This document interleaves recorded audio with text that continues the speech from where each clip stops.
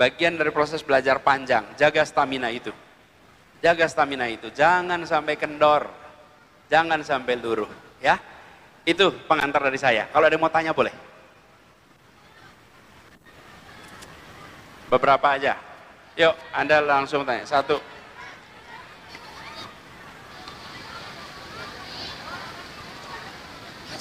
Langsung. Ya, sini. Namanya siapa? Namanya Rara. Rara. Dari mana Rara? Dari Bekasi. Bekasi. Ya. Aku mau izin bertanya. Jadi kan kalau masyarakat itu beranggapan bahwa memiliki stigma bahwa anak pesantren itu kan harus soleh ya. Padahal harusnya itu harus soleh-solehah gitu. Padahal kan harusnya itu jadi bare minimum dari seseorang yang emang beragama gitu. Nah, karena adanya stigma seperti itu terhadap anak pesantren menimbulkan tekanan, dan dia menimbulkan tekanan bagi anaknya sendiri gitu. Sehingga adanya ketidakpercayaan diri dalam mengakui dirinya sebagai alumni pesantren karena khawatir output yang dihasilkan itu tidak sesuai harapan masyarakat. Nah, kalau menurut Bapak, bagaimana cara kita itu sebagai lulusan pesantren itu bangga dengan titel kita sebagai anak pondok dan bisa menyebar kemanfaatan kepada sekitarnya. Seperti itu. Amin. Rara, gini, kalau Rara dapat label itu, kalau dari pesantren berarti soleh, dari pesantren solehah, itu dirasa beban?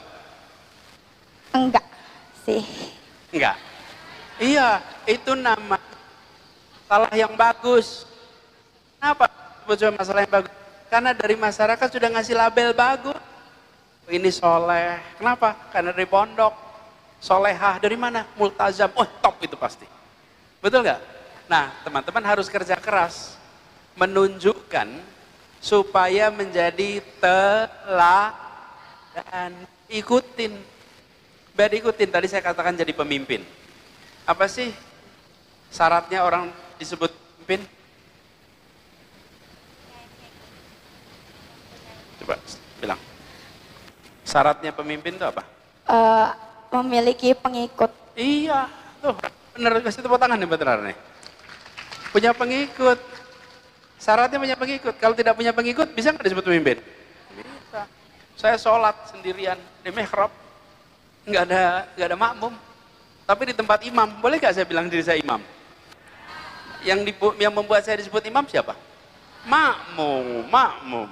Begitu ada yang mengikuti, langsung statusnya berubah jadi imam. Nah, jadi siaplah jadi pemimpin, dan ketika ke masyarakat mengharapkan, menceritakan, ini anak soleh, anak solehah. Kerjakan itu, tunjukkan itu, dan jadi pemimpin masyarakatnya. Ya, gitu ya Rara ya. Makasih, silakan duduk. Yuk berikutnya. Terima kasih Pak. Yuk, ini mahasiswa.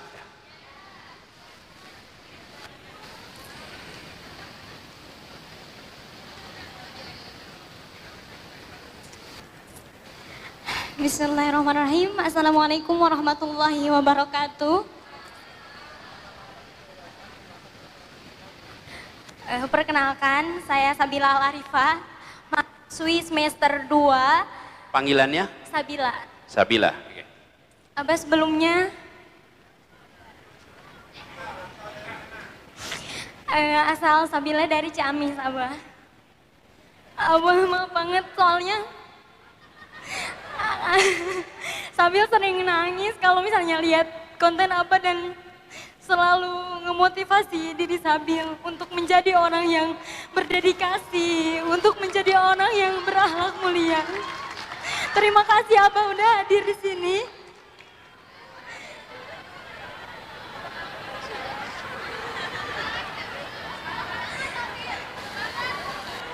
Pertanyaan dari Sabil yaitu, di tengah-tengah krisisnya moral, karakter, kemudian juga di tengah kritisnya mahasiswa untuk mampu menganalisis hingga mampu mendiagnosis, karena di tengah-tengah kita ini udah banyak banget hal-hal yang mendistraksi Mungkin bagaimana tips kita agar selalu konsentrasi, agar selalu terfokus dan tidak terganggu atau terdistraksi dengan hal-hal yang jelek gitu.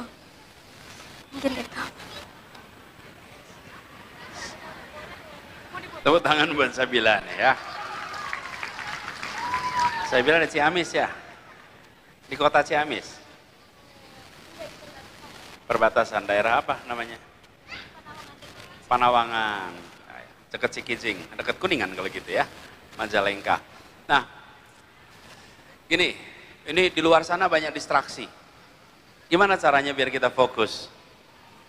Betul ya? Nah, salah satu usul saya nih, banyak sekali caranya untuk bisa tidak terdistraksi.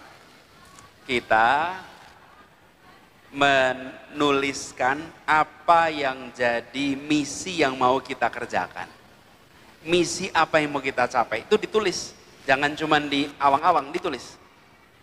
Lalu, itu harus kita kerjakan. Dan jadi pengingat. Lalu ceritakan misi itu sama kanan kiri. Kalau di rumah, adik kakak, orang tua, ini misinya nih. Supaya apa? Kanan kiri bantuin jagain. Kadang-kadang kita punya misi, kita tulis sendiri, kadang-kadang belum tentu kita disiplin ngejaganya. Kita sampaikan nih, kalau di asrama, di pondok, bisa cerita sama kanan kiri yang nyaman.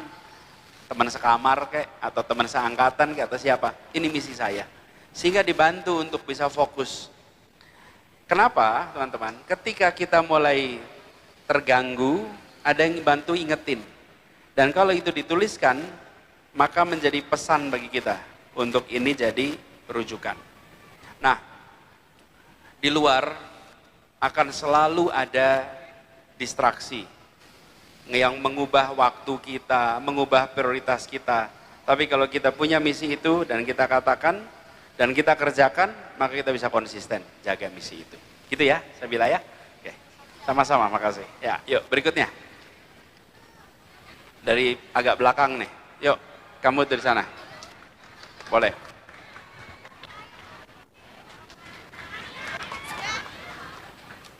Namanya siapa?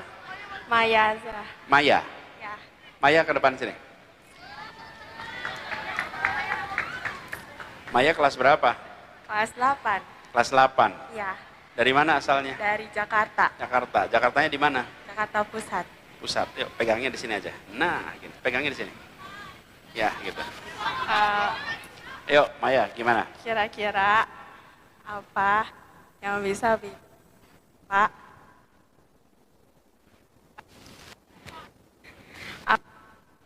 Jangan dipegang ini, pegangnya di sini. apa yang bisa Bapak percaya diri buat ngomong di depan banyak orang?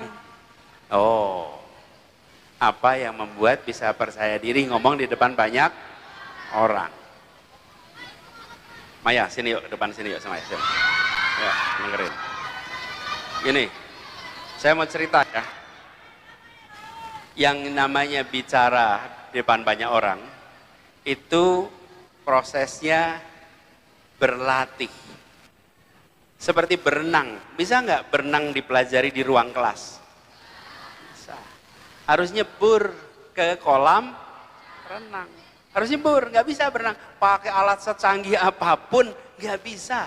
Jadi kalau mau belajar bicara depan banyak orang, harus praktek. Jadi setiap kali ada diskusi, jangan takut untuk angkat tangan. Seperti Maya ini. Oke? Karena ini latihan.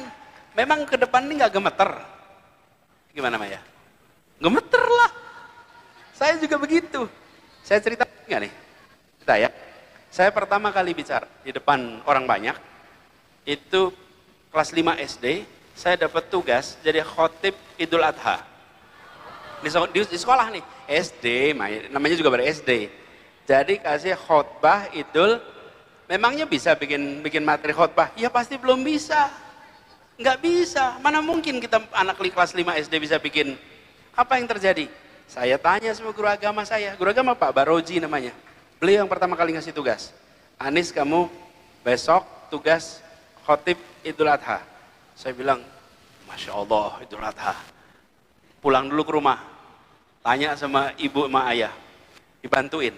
Jadi saya nulis naskahnya ditemenin sama ayah dan ibu, dibantu. Bikin sendiri enggak, mereka yang ngebantu ngebikinin. Habis itu latihan. Latihannya di mana? Di rumah, di depan ayah dan ibu. Latih itu saya ngomong. Latihan lagi, ulangin lagi, ulangin lagi, ulangin lagi. Sampai akhirnya hari datanglah saya ke lapangan tuh di sekolah. Kalau di sekolah dulu tetap ada itulah dah. Di hari kedua kita bikin sholat.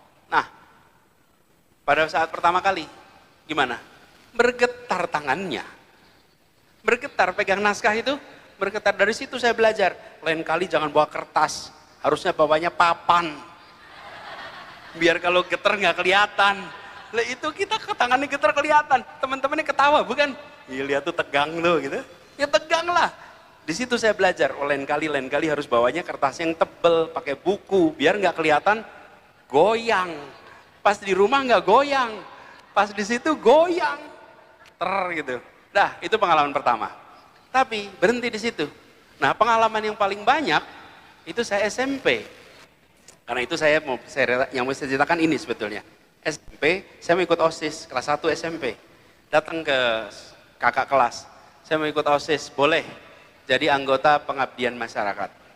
Seksi pengabdian masyarakat. Saya juga nggak paham tugasnya apa itu seksi pengabdian masyarakat. Ternyata tugasnya yang paling utama adalah mengumumkan berita duka cita dan mengumpulkan uang duka. Ternyata pengabdian masyarakat itu. Jadi satu sekolah, satu angkatan 10 kelas. 3 angkatan jadi 30 kelas. Kalau ada yang meninggal, kami bertiga nih anak SMP kelas 1, muter ke kelas-kelas. Bawa kertas namanya dan bawa, kita nyebutnya besek. Besek itu apa tuh? Bukan besek dari bambu tuh. Anyaman bambu. Besek ya, kotak besek tuh. Bawa besek, ada lubangnya situ untuk sumbangan. Jadi kami bertiga kalau ada yang meninggal, nah, karena satu angkatan 10 kelas, satu kelas 48 orang, jadi 480 orang kali 3. Jadi lebih dari 1.350 anak di sekolah itu. Ini SMP 5 di Jogja. Ya terang aja banyak yang meninggal. Neneknya, kakeknya, gonta-ganti tuh. Wong satu sekolah kok. Jadi kalau ada kakeknya meninggal, kita keliling. Ada neneknya meninggal. Jadi sering sekali ada yang meninggal. Setiap ada yang meninggal, kita muter. Nah itu masuk ke ruang kelas. Ini ngetok ruang kelas. Baru ngetok, masalah nomor 1, ngadepin guru. Sebagian guru tuh enggak bersahabat sama sekali.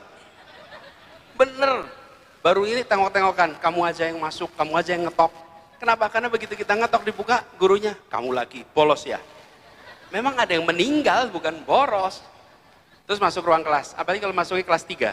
Oh ini masalah masuk kelas 3 itu. Baru masuk ruang kelas, sekelas udah bilang, telah meninggal dunia. Kita belum ngomong, kita belum bicara, sekelas udah bilang gitu. Jadi wajah kita itu wajah kematian. Karena kalau datang pasti berita duka. Jadi kita belum ngomong, udah pada ngomong sekelas itu. Apa yang terjadi? Kami itu muter 30 kelas. Setelah uangnya terkumpul, kita berangkat ke rumah duka. Ke rumah duka ngapain? Menyampaikan uangnya dan menyampaikan bela sungkawa. Coba bayangin. Jadi anak SMP kelas 1 ketemu orang yang keluarganya meninggal. Masih duka cita. Ngomongnya gimana coba? Ayo, yang udah gede-gede aja belum tahu cara ngomongnya, bukan? Gimana menyampaikan duka cita di orang yang sedang berduka, kitanya anak kecil. Ini 3 anak ini. Wih, itu latihan betul kan? Tapi karena berkali-kali, jadi akhirnya apa? Biasa. Setelah berkali-kali, itu kalau mau berita duka, nggak perlu lagi bawa kertas. Awalnya kertasnya goyang, lama-lama tenang. Masuk kelas 3, senyum. Dibully, biasa. Jadi sekarang dibully juga udah biasa dari dulu. Udah biasa dibully. Ya kan? Lalu, dari semua pengurus OSIS, kita itu paling tidak penting posisinya. Loh iya, yang penting posisinya ketua siapa? Ketua OSIS, sekretaris OSIS. Kita ini nggak penting. Di antara semua posisi itu nggak ada yang kepengen. Tapi di antara seluruh pengurus OSIS, 3 orang ini paling terbiasa public speaking di sekolah kita. Iya, paling terbiasa public speaking nih 3 orang ini. Yang lain nggak pernah sebanyak itu, nggak pernah. Lalu 3 anak ini paling sering ketinggalan pelajaran. Iya, kalau muter 30 kelas, habis itu ke rumah duka, hilang 1 hari itu. Betul tidak? Jadi paling pengalaman melakukan peminjaman catatan. Itu namanya persuasi. Loh iya dong, masa saya pinjam dari bapak terus? Kan nggak mungkin. Saya pinjam dari 1, 2, 3, muter tuh. Pinjam catatan. Jadi dilatih untuk belajar persuasi. Tanpa kita sadar terjadi itu. Dan kita tanpa sadar terbiasa ketinggalan pelajaran. Ketinggalan itu PR tersendiri. Yang lain sudah belajar langsung dari guru, kita harus belajar sendiri. Kebayang nggak tuh? Dan kami berkali-kali mengalami gagal ikut ulangan. Harus ulangannya nyusul. Teman-teman, tekanan itu membuat kita semua mendapatkan skill-skill tambahan yang tidak pernah didapatkan oleh anak-anak yang lain. Jadi, posisi apapun di organisasi jalanin itu. Karena itu akan mengembangkan potensi. Paling nggak saya alamin tuh. Terus public speaking.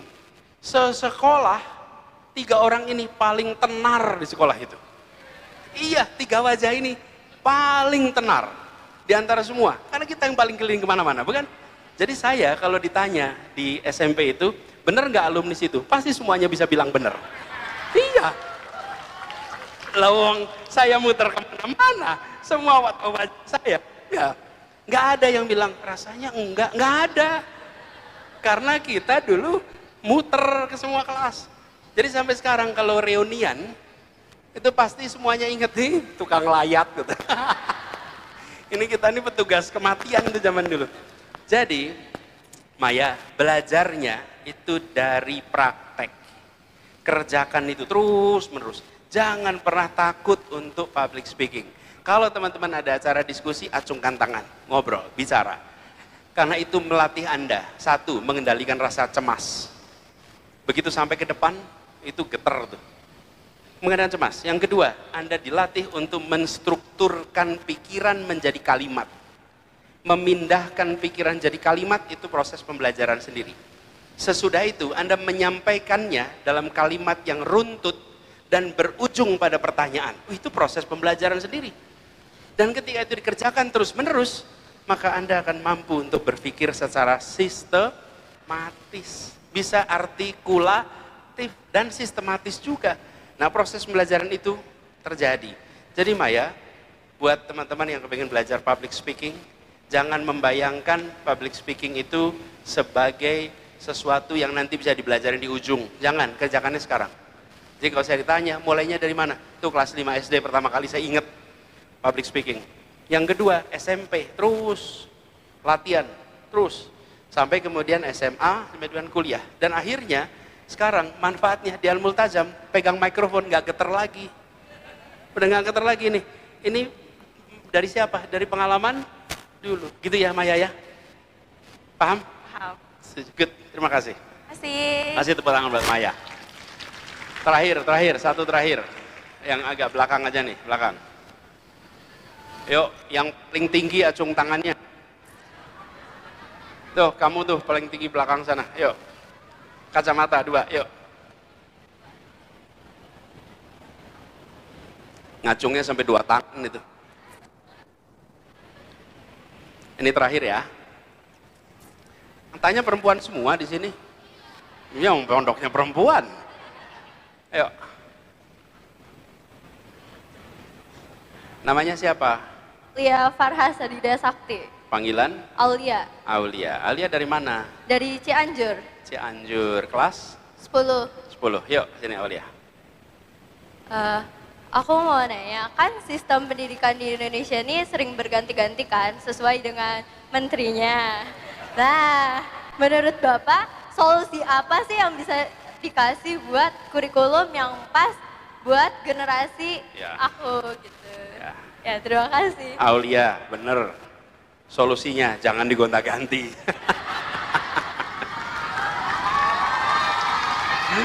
Iya, bener. Kasihan betul kalau digonta-ganti itu. Aulia ini bener, nih ya. Saya pernah jadi Mendikbud nih pernah. Suatu ketika, Aulia, saya terima sebuah surat dan lampirannya makalah dari anak SMA yang kira-kira bilang, Pak Menteri, kurikulum yang dikeluarkan Kementerian Bapak itu bermasalah. Masalahnya 1, 2, 3, 4. Saya baca anak ini, boleh juga nih. Jadi saya pikir, saya datang dah ke sekolahnya. Sekolahnya di Jakarta, dekat Rempoa. Jadi saya datang ke sekolah itu. Nggak bilang dulu sama sekolahnya. Jadi waktu saya datang, guru piketnya juga shock, Pak. Datang tuh, dia diem aja. Bapak? Iya, saya dari kementerian Bu. Gitu. Terus masuk, saya ketemu anak itu. Saya bilang, anak kalian sini kumpulin, ceritain. Anak-anak SMA itu bisa menunjukkan kepada kami. Saya datang dengan dirjen, menunjukkan kepada kami kelemahan-kelemahan kurikulum. Kelemahannya di sini, di sini, di sini. Terus saya bilang kepada, selesai itu, saya salut sama anak-anak ini. By the way, bulan lalu saya ketemu salah satu mereka. Anak-anak ini menunjukkan masalah apa di kurikulum kita. Jadi salah satu pembelajaran penting yang saya bilang pada para penyusun kurikulum, ketika menyusun kurikulum, jangan hanya tanya pada pakar, jangan hanya tanya pada guru, tanya pada siswa, karena mereka yang menjadi pengguna kurikulum itu. Okay? Dan mereka itu berpikir juga, betul tidak? Aulia kan berpikir juga kan tentang kurikulum? Iya, betul. Yang kedua, kalau mau bikin perubahan kurikulum, jangan diubah semua. Kalau ada kurikulum baru, maka yang melakukan siapa? Angkatan baru. Kelas 1 kurikulum baru, 2, 3, 4, 5, 6 tetap. Kemudian nanti kelas 2, naik kelas 2, kelas 3, akhirnya semuanya diganti. Di seluruh dunia pergantian kurikulum itu seperti itu. Kita di Indonesia kalau ganti, kalau bisa kemarin semuanya diganti. Hari ini seluruh angkatan, efeknya apa? Gurunya repot, muridnya repot. Nggak mungkin. Kalau pergantian kurikulum itu, prosesnya bisa 6 tahun transisinya. Untuk SD, 3 tahun transisi SMP, 3 tahun transisi SMA, baru selesai. Nah, Aulia, ini yang kurang di dalam pemahaman pengambil keputusan di Republik ini. Semua jenjang, apa itu? Bahwa pendidikan itu prosesnya panjang. Banyak yang menganggap pendidikan itu bisa instan, nggak bisa. Bahkan, Bapak Ibu tahu World Economic Forum, itu setahun sekali ketemu di Davos. Para pemimpin dunia, pemimpin negara, dan pemimpin perusahaan, tiap bulan Januari kumpul sedunia. Merencanakan bagaimana ekonomi setahun ke depan. Tahun depan ketemu lagi, tahun depan ketemu lagi. Namanya World Economic Forum. Tapi kalau pertemuan pendidikan 15 tahun sekali. Ya, bertemu tahun 2000, ketemu lagi 2015, ketemu lagi 2030, ketemu lagi nanti 2045. Tidak ada pertemuan pendidikan tahunan sedunia, nggak ada. Sekali disepakati 15 tahun dilaksanakan. Sesudah itu 15 tahun lagi kita sepakat, bikin 15 tahun lagi ke depan. Ini banyak yang nggak sadar, kalau urusan pendidikan itu panjang, nggak bisa sebentar. Jadi kalau mau ganti kurikulum, bukan tidak boleh, tapi harus dilakukan dengan cara yang benar, bertahap. Itu kalau dikerjakan. Kalau saya ditanya, menurut saya yang paling penting justru menjadi kunci adalah kualitas kompetensi guru dan kepala sekolah. Itu kuncinya. Seperti belajar manah nih. Manah, suka pada belajar manah nggak di sini? Nih, memanah kalau meleset terus, tapi yang diganti cuman busurnya, yang diganti cuman anak panahnya, tapi pemanahnya tidak pernah diajari yang mana lebih baik, kira-kira bisa terjadi nggak perbaikan? Nih, bukunya digonta-ganti, gurunya nggak dikasih pengembangan kompetensi. Padahal anak itu mencintai pelajaran karena buku atau karena guru? Guru, karena guru, bukan karena buku. Sementara buku diotak-atik terus. Apalagi kalau orientasinya proyek, repot kita ngadepinnya. Jadi saya setuju sekali Aulia, sebaiknya fokus pada guru dan kepala sekolah, kemudian kalaupun mau perubahan kurikulum, dan itu wajar perubahan kurikulum itu, karena zaman tapi cara penerapannya bertahap. Satu angkatan selama kemudian generasi berikutnya. Jangan langsung semuanya. Dan ujungnya kekuatannya pada guru. Gitu ya Aulia ya? Terima kasih. Pertanyaannya bagus sekali tadi. Ya, sama-sama. Yang tadi tanya, boleh ke depan dong semuanya. Yuk, yang tadi tanya ke depan sini.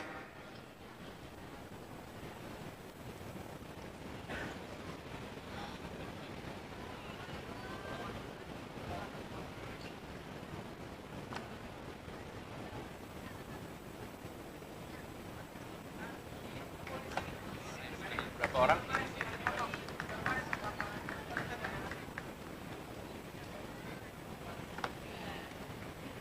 Yang tadi bertanya silakan di depan, nanti di fotonya depan bareng di sini. Yang tadi bertanya lagi siapa tadi? Ada berapa orang tadi? Silakan, silakan di sini mahasiswi yang akan dikasih buku sama Nih, Pak Anies. Buat Maya, makasih ya Maya ya. Aulia, Sabila. Oh, sorry. Terima kasih. Nih. Kita foto sama-sama sini. Yuk.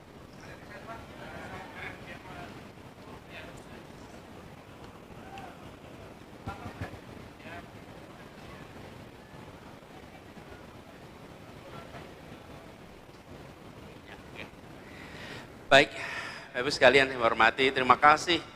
Senang sekali. Ini Pak, santri-santrinya tanya bagus-bagus.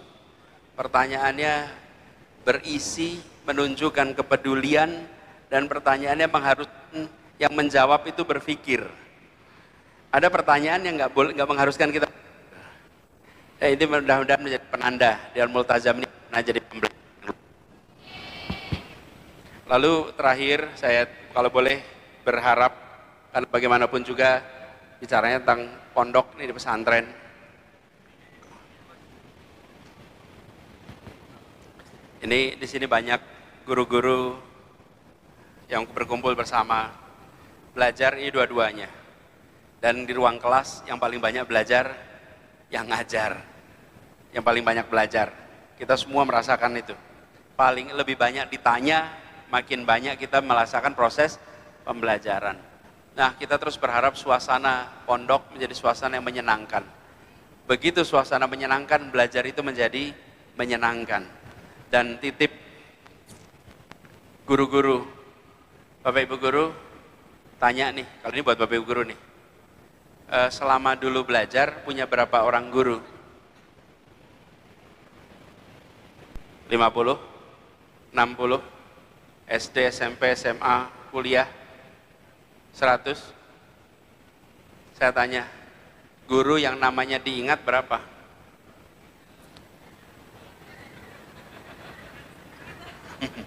Berapa yang guru namanya diingat? Ini PR nih.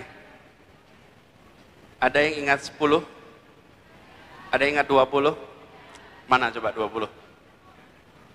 Siapa yang ingat 20? 20? Coba 20. Bismillah, izin menjawab ya Abah.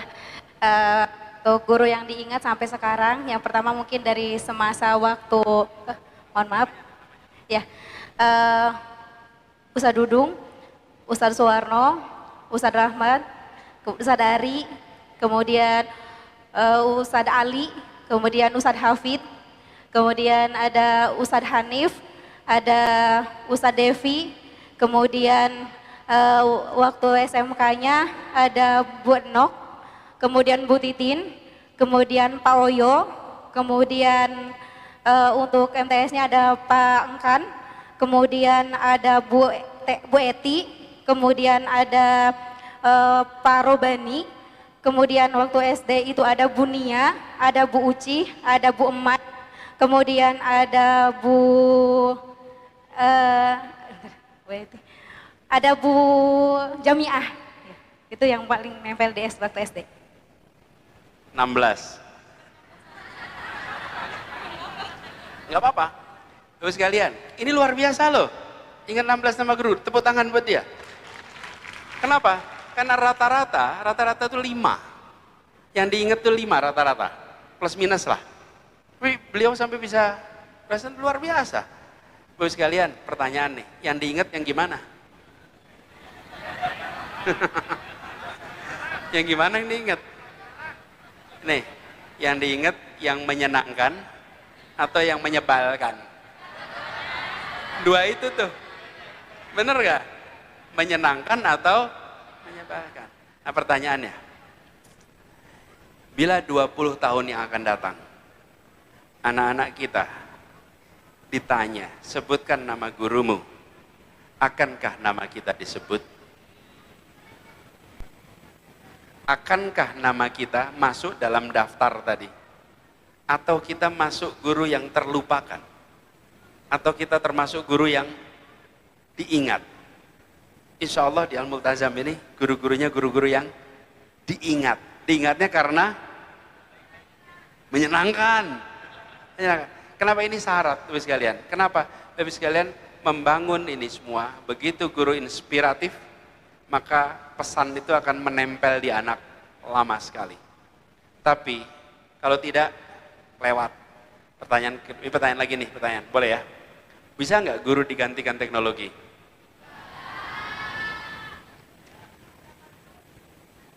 Bisa nggak guru digantikan teknologi? Mungkin pertanyaannya salah. Guru macam apa yang bisa diganti teknologi? Guru macam apa yang tidak bisa diganti teknologi? Nih, guru yang mengajarnya repetitif. Dari semester ke semester, diulang terus. Materinya daur ulang semua. Setiap tahun daur ulang. Dia bisa diganti pakai alat rekaman. Teknologi bisa menggantikan. Tapi guru yang setiap datang membawa inspirasi, setiap datang membawa pikiran baru, setiap datang membawa hati, teknologi apapun tidak akan pernah bisa menggantikannya. Nggak bisa. Nah, ini PR buat kita nih. Kalau pesantren kepengen generasi emas, anak-anak punya peran, guru punya peran. Insya Allah dengan begitu nanti Al-Multazam ini sepanjang hayatnya akan menjadi tempat persemaian pribadi-pribadi mulia yang dampaknya kehadirannya melampaui usia dari umur badannya. Dengan begitu nanti umurnya panjang dalam arti yang sesungguhnya. Selamat belajar, selamat saling menginspirasi, selamat menjadi tonggak kebangkitan umat di Indonesia. Terima kasih. Assalamualaikum warahmatullahi wabarakatuh.